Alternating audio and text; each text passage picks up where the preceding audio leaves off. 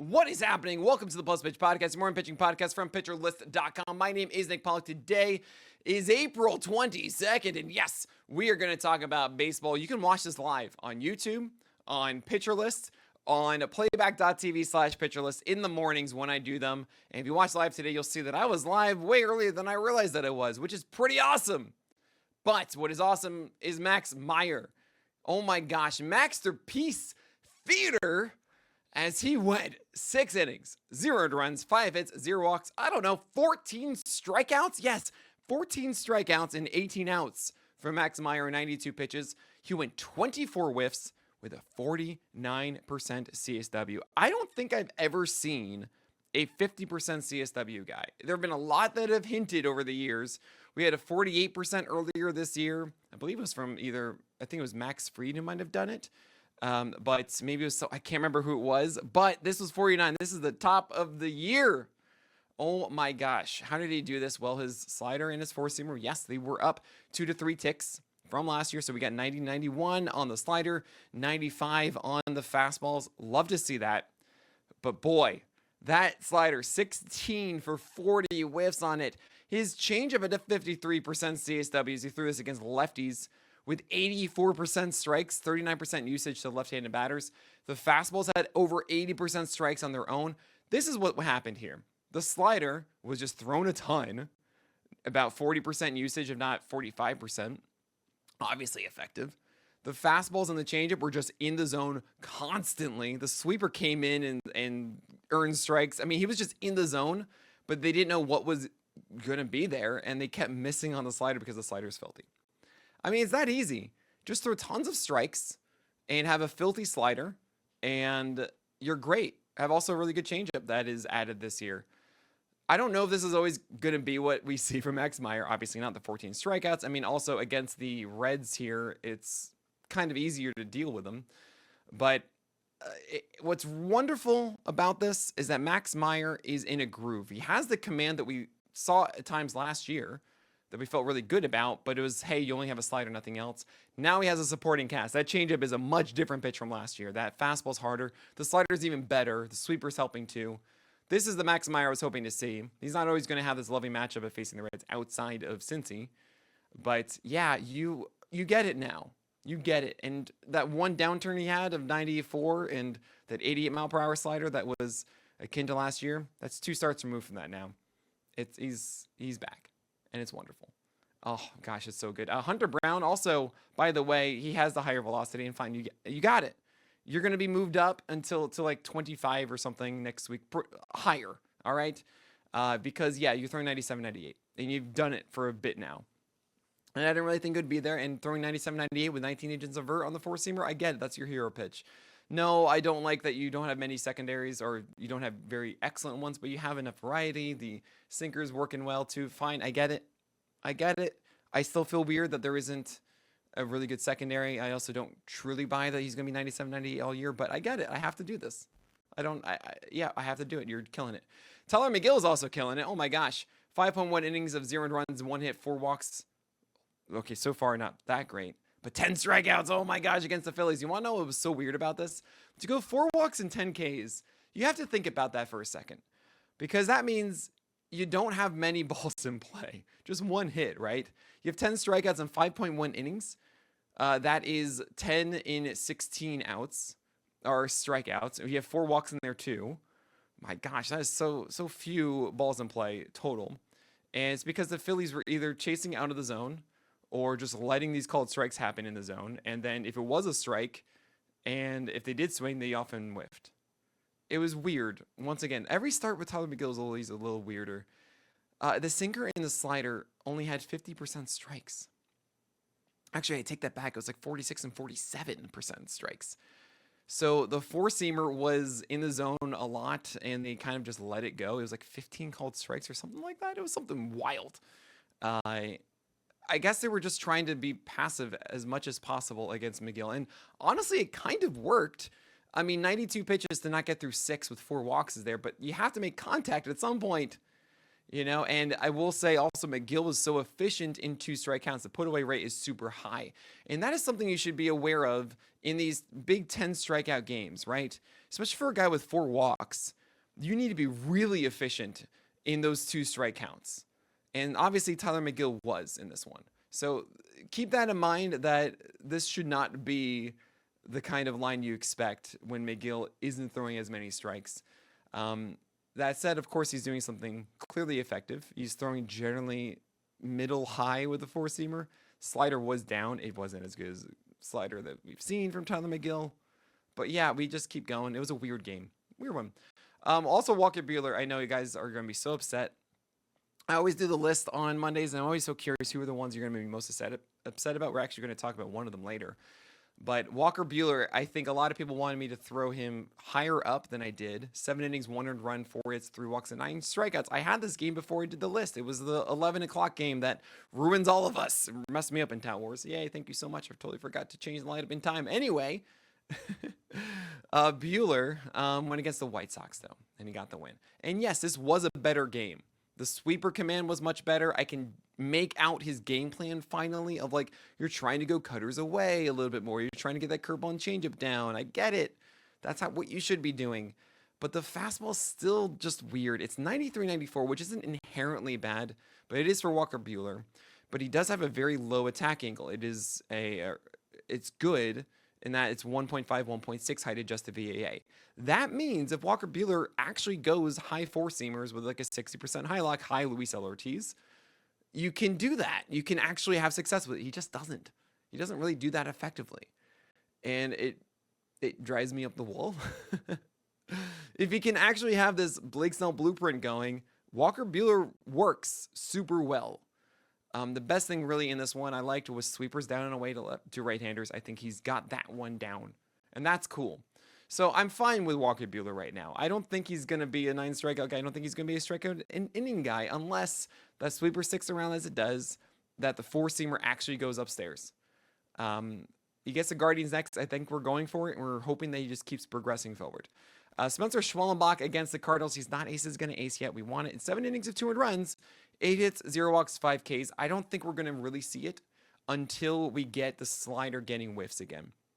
He has the 96, 97 on the fastball, and the fastball is a much better pitch than it was last year. But the other stuff is not getting the whiff totals that we've seen in the past. The slider really was that hero pitch from last year. It's not been that. The cutter is not really dominating lefties as much as we've seen. He's turning more to splitters, which are fine, but not really the consistent pitch, right? Curveball is there too. It's all great. Don't get me wrong. It's 7 feet of extension. He's throwing hard. He has these whiff pitches. Like, it should be amazing, but only 9 whiffs here in 92 pitches. It should just be a little bit better. We know it can be. It will. Don't worry. Over time. We're going to talk about more like Gavin Williams doing something new, and the guy that I was talking about that everyone's upset about, and I'm going to explain myself about Robbie Ray after this break. Eric Fede showed up, by the way, against Atlanta. 6 innings, 200 runs, 5 hits, 3 walks, and 3 Ks. That's a streaming victory. He is trying to be the Spider-Man. That is the best Toby of the year. He's doing it. He goes into Cincy next. I think that's a questionable start stream again if you want to do that. Gavin Williams, though, went against the Yankees. And we were all terrified. Gavin Williams was looking terrible in his last one. I was like, you got to do something to fix this, Gavin. Something. Because the slider and the curve are just not consistent. Well, they were consistent here. 6.1 innings of 200 runs, 7 hits, 2 walks, and 8 Ks. He was able to earn at least 65% strikes on his curveball, 4-seamer, and slider. That's huge. All right, that is a big, big, big deal. Now, the slider is really a sweeper now, and I think that was the one that was like 65%, while the fastball and the curveball were 70% plus. It could be the curve that was 65, sweeper 70%. I can't remember exactly. The point of the matter, though, was that this was a much more complete Gavin Williams. And the thing I've been banging the table on is that he needs that bridge pitch to get strikes. Well, if you throw your secondaries of sweepers and curveballs above 65% strikes, you don't, because this is obviously good enough, right? The thing is that you're not always there. And guess what? We actually saw the cutter. Finally, the first game of the year. And it's the one where he didn't need it. So that's why I only threw 5 of them, right? But I'm happy. I saw them 92, 93. That's great. I love this. Just, you got to make sure that, it's there when you don't have the slider and the curveball going for strikes. And this was against the Yankees. The only 2 earned runs he allowed were in the 7th inning, where when he threw a 1-2 curveball down, it was right at the bottom of the zone. If maybe could have been a little bit lower to Jason Dominguez, who just dropped the barrel and got it, right? Fine. Like, that's actually a pretty good curveball. And, you tip your cap to him, careful Icarus and all. He went 6 shutout before then. Yeah, Gavin Williams was killing it. So, I mean, we're obviously in at the moment. Thing is, this could be a Dennis. Something that shows up and doesn't stick around, like Dennis from 30 Rock. He shows up for an episode and then doesn't stick around after that. So, I don't know if it's, it doesn't mean that Gavin is now soaring. It just means that you've done a good thing. Can you keep that? Probably not with a 65% strike rate in 2 of his pitches. The question now is the cutter going to actually be there when it doesn't? Okay, I'm going to save the Robbie Ray one for last because I'm going to have a long ramble. Fine, I'm not. 5 innings, 200 runs, 5 hits, 3 walks, and 4 Ks for Robbie Ray against the Brewers. Okay, this is something. So, I mean, a lot of questions, Nick. Why do you think the walk rate's going to come down? I saw a big ramble on this. I just don't understand. I'm trying to give you that information. I'm sorry, I don't have all the energy to answer all the questions everywhere on the internet. These are my office hours, 10 a.m. to 12 p.m. every single weekday morning. Also, just listen to this podcast, okay? You're listening to it now, so who cares? You got it. Here's your answer. Robbie Ray should have a lower walk rate. Why? Because he throws too many fastballs right now. And the Robbie Ray of old, if you want to talk about the career walk per nine, that is a different man pre-COVID, post-COVID, okay? 2021, 22, 23. We saw this guy in Toronto who fixed himself and went to Seattle, was the same guy, then got Tommy John, right? Came back even last year, had one bad walk game and was really good otherwise. In the spring, we saw him lower the walks and it was not there. All of a sudden this year, it is. Why? He's throwing too many fastballs.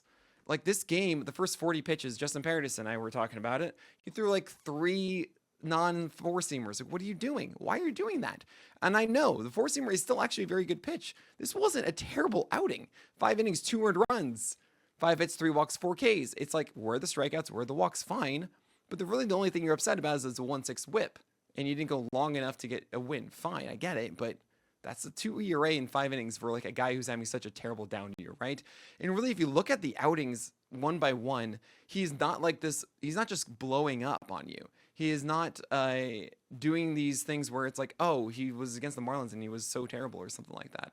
Yeah, he had a bad first inning against the Yankees and then settled down after that. It was, Robbie Ray is so close where his slider, curve, and change are just not helping him out as much.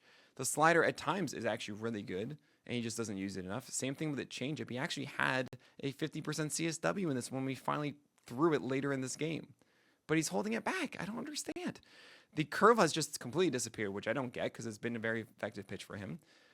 It's just like Gavin Williams, where I see Robbie Ray going through these struggles, and I just want to shake him and go, what are you doing? You know how to fix this. Just don't throw those fastballs as much. Maybe it's because he doesn't have the feel for his secondaries as he used to, but just experiment more with it. Don't just think that you don't have it. You're not going to get it if you don't throw it. And this is the one case of if you don't use it, you lose it. Okay, Robbie Ray? You got to do it. And I think this high walk situation that he has right now is actually very fixable.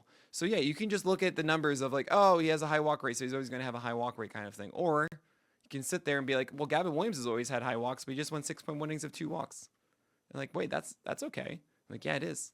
And it can be the case for Robbie Ray. Okay, that's why I have him as high as I do. Yes, I should probably lower him more from the 30s that I have now. I wanted to group him inside this cherry bomb tier, and that's why I did it as I did. But yeah, guys like Carlos Rodon, fine or better at the moment. Hunter Brown's going to be over him anyway next week.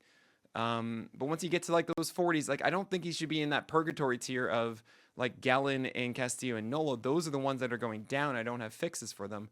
Robbie Ray, I actually truly believe will go on a heater and is very much worthwhile on your team. So I would be buying low everywhere with him. I have less faith in, say, Tanner Bybee, but I still want to buy low on Tanner Bybee. Okay. Quinn Priester against the Giants. 4 innings of 200 runs, 4 hits, 4 walks, and 3 Ks. I have no interest in this. His slider was used more than anything else at 38% usage, and everything else had a 53% strike rate or lower. So, Yeah, he's not ready. Nick Lodolo had to sit there and watch Max Meyer dominate. And 5.2 innings of 300 runs, 7 hits, 2 walks, 4 Ks. Just 1 out of 31 whiffs on the four-seamer is interesting. The curveball did well against righties, but he didn't face any lefties. And I think that might be part of the problem as to why it wasn't as effective. But yeah, this wasn't a good location game for Lodolo, and that's disappointing as he really had this opportunity to just soar continuously. But I think it's one of those times where it could have been a lot worse against a really good offense, and we should just be happy that it happened against the Marlins. I think he should recover moving forward. Kider Montero against the Padres just isn't very good. I think he has a really good slider, and then he actually threw inside to right-handers with his sinker, and that's kind of cool, but he just threw too few strikes, and his four-seamer's terrible. Aaron Nola, speaking of which, 6.1 innings of 4 runs, 7 hits, 2 walks, and 6 Ks. He had a careful Icarus as he was pulled with 2 men on in the 7th, and both of them scored. Also in the comments, Juan Soto almost made this even worse for him, just barely missed a home run as it went down the line. But Aaron Nola is at 89.8 on his sinkers. Oh my gosh, that's got to be like 92, 93, and he's under 90 on that. It's above 90 for his four-seamer, I guess, but geez, the curve is still really good. The command is generally good. It's just this is why it's such a small margin for error right now with Aaron Nola, and I can't tell you that velocity is going to come back. It's been down the entire month.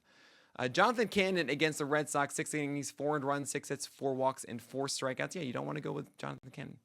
You don't want to do it. Maybe the overture will play soon enough, 18-12 overture, with the moment that Jonathan Cannon has a wonderful game. I can't wait for that. Kevin Gausman, this is interesting. What has he done recently? Well, it was a four-seamer dominating for 2 starts, right? And we're like, we don't really think that's going to stick around. Well, it didn't really.